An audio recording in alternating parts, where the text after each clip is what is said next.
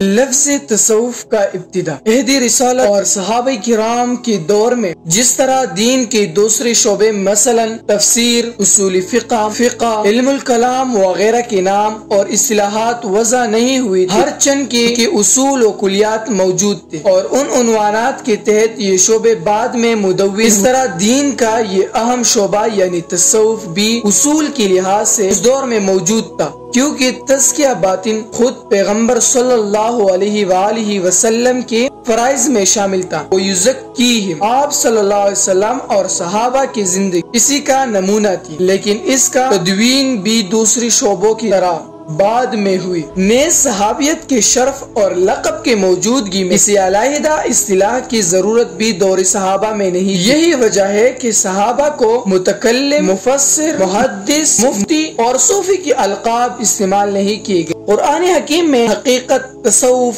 تزکیہ، تقوی اور خشیت کے الفاظ سے مذکور ہوا ہے اور احادیث میں احسان سے مسموم کیا گیا ہے۔ لفظ تصوف اور لفظ صوفی کا استعمال عربوں میں اسلام سے قبل بھی زہاد اور نیک لوگوں کے لیے ہوا کرتا تھا۔ ہم لفظ تصوف سے اس علم کی شہرت قرن ثانی میں ہوئی ہے۔ حسن بصری کا شمار اکابر تابعین میں ہوتا ہے جنہوں نے حضرت عمر رضی اللہ تعالیٰ عنہ سمیت 130 صحابہ کرام کو دیکھا۔ فرماتے ہیں میں نے طواف کے دوران ایک صوفی کو دیکھا اور اسے کچھ دینا چاہا، لیکن انہوں نے نہیں لی اور کہنے لگے کہ میرے پاس 4 ڈانگ پڑے ہیں، وہ میرے لیے کافی ہے۔ حضرت ابو سفیان ثوری امام ابو حنیفہ کے استاد بھی ہیں اور شاگرد بھی، ایک جلیل القدر تابعی ہے۔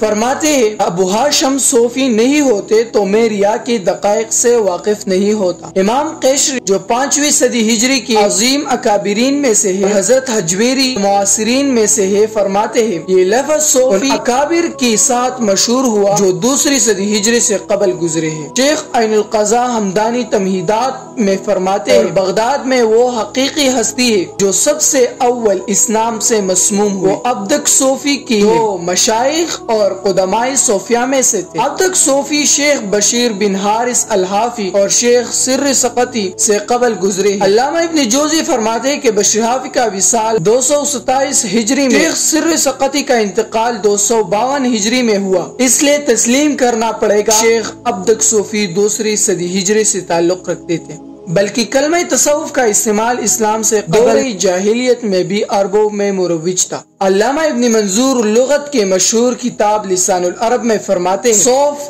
بیل کی اون کو کہا جاتا ہے اور صفتا اس سے اخذ ہے، اور صفتا دراصل مضر قبیلے کے دادا کو کہا جاتا تھا جو کعبہ شریف کی خدمت جاہلیت میں کرتے تھے۔ یہ کام اس زمانے بڑی مرتبہ والی تھی، یعنی کعبہ اور حجاج خدمت کرنا شرافت کی دلیل ہوتی تھی۔